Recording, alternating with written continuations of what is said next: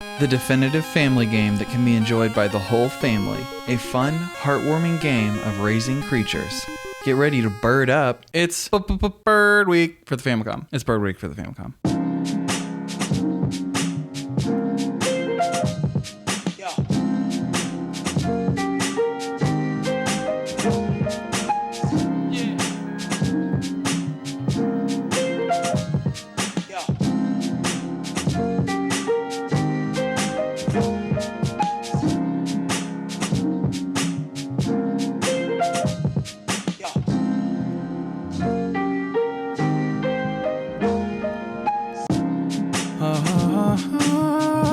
Bird Week released for the Famicom in Japan on June 3rd, 1986. It was developed by a company called Linar, and it was published by TOEMILAND, which was kind of a hybrid company of Toshiba and EMI, which is a British record label. Bird Week was Linar's first game, but they're also known for a game called Deadly Towers, as well as Zombie Hunter, Mercenary Force, and Night Quest. Bird Week is an action game, and it's kind of like a nature game. When researching, I found the term life simulator or nature simulator used, which is a little bit of a stretch, but it's really just an action nature game. And one thing that stands out immediately about Bird Week is that it has pretty attractive sprites. The sprite work is pretty good in this game. There's a lot of flickering because technically the game doesn't feel like it was put together the best, but that may be because it's one studio working on its first game being published by a company that doesn't even do games, but it was the mid-80s and apparently this was very common. Studios and publishers that don't really work with games just trying to hop on the hype of video games. But Bird Week really is just a game where you catch butterflies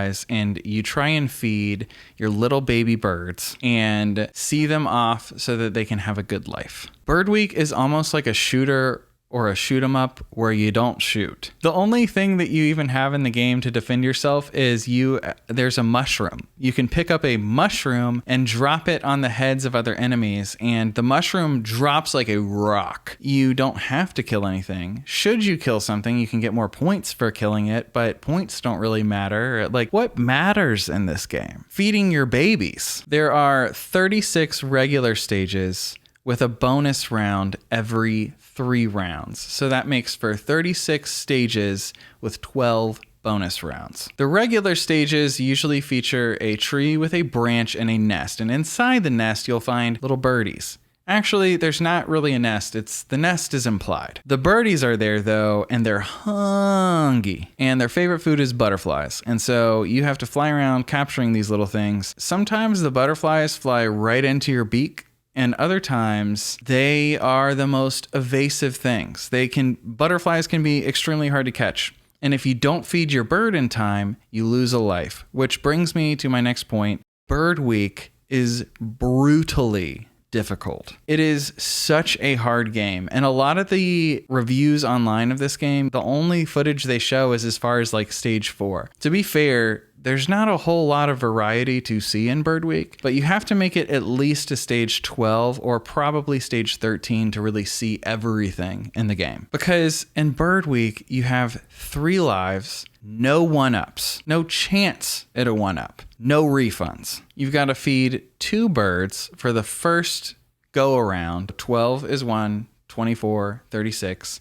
The next 2, 12 through 36, you have to feed 3 birds instead of only 2. So that's the only real thing it does to mix it up. There's a main mode and a study mode. The study mode lets you access any level in the game to play, which is pretty cool. It's supposed to be a way that you can practice kind of to get better at a level so that you could potentially make it all the way through the game. But it also functions kind of like the Ice Climbers level selector in that you can see everything without being good enough to make it to the end.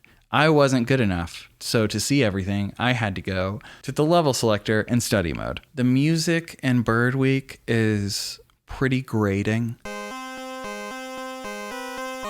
It's not too pleasant to listen to, and it's just on repeat. The only breaks you'll get really are in the bonus stages, which there's 2 different bonus stage themes. One where you're catching fish, one where you're collecting apples. The fish one is still pretty grating, but I will say the best track in the game is probably the bonus stage where you are collecting apples.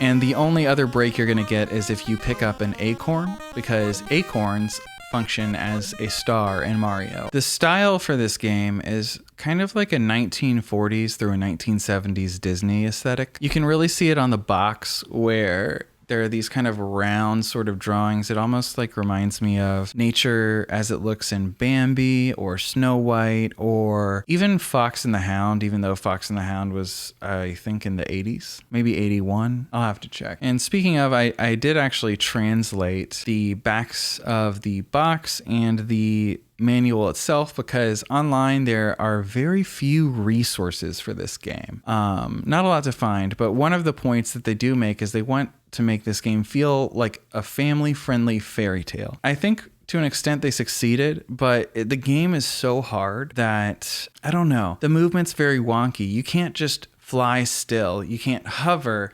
You're always like at an angle going up or going down. It controls very stiffly. But for enemies, the first enemy is the eagle. The eagle kind of flies around and he's big. He's easy to drop the mushroom on, and when you do, you can get more points. Usually more points are found at the bottom of the screen. They're like ferns or mushrooms that grow and you have to pick them up. But then you've also got something called a kangaroo mouse, which will jump up from the ground, and they have these kind of aggressive arcs. Well, you're not sure if they're gonna go up or whatever, but there's also flying squirrels, and those are in the more heavily wooded areas. They latch onto trees, and then they go up and down the trees, and they'll launch from one side to the other when you come like within their scope. It can get really intense trying to dodge the squirrels. They'll chase you if they're at the right angle as you're going up or down, and they tend to like to hover around the nest area too. The nest area is safe for the most part. You can sit in the nest and not get hit, but you can't stay too long or else your babies are gonna starve. Your poor little babies. Poor little baby. In translating, I was also able to discover that the Hayabusa means peregrine falcon. So eventually you get these really fast moving falcons. They go up and they'll dive down. It's cool knowing that's what it's intended to be as a peregrine falcon,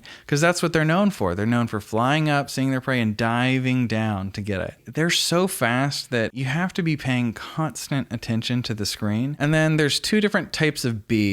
I've said a few times that the tree branch where your babies are kind of functions as a safe zone where you can place yourself, walk around, wait until they're hungry, feed them a butterfly. But the bee, at least the second type of bee, interrupts this and will actually come in and sting you. And unless you read the manual, there's really no way you would know that. And unless the translation's 100% accurate, it's probably not. It almost kind of only hints at that.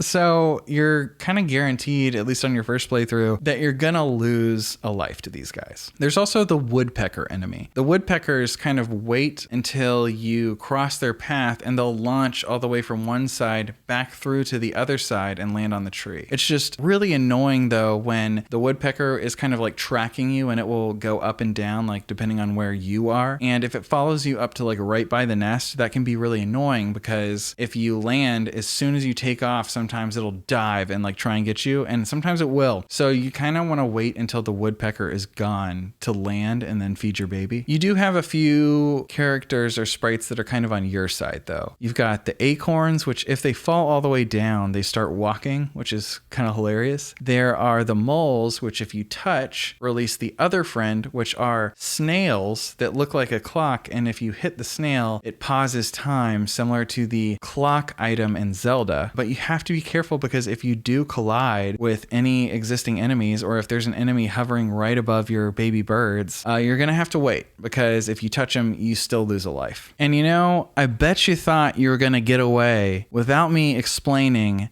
the very important story of Bird Week to you. How else would you be motivated to make it through 36 levels plus 12 bonus stages without knowing a little bit of the backstory? Mommy's story. There is a refreshing power here under the sparkling light, the birthplace of Yugu no, trees and flowers. and that nature. There was a bird that lived in the other party. The name of the return is Mommy. Mommy eventually became heavenly, gave birth to the first.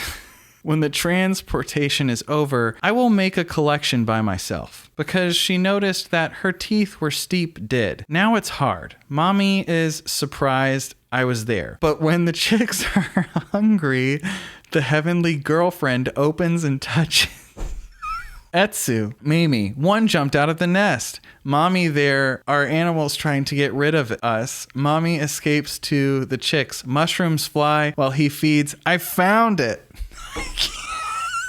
Yes, that key. Let's use a saw. Mommy is a mushroom to stun the animals by hitting them. I got it. Since then, Mommy is a flower. The weight of the volume in which we are in bloom can also be abandoned. Raina Autumn White is just looking for food for the chick bells. He jumped out. So that's your motivation. So this game is pretty easy to poke fun at.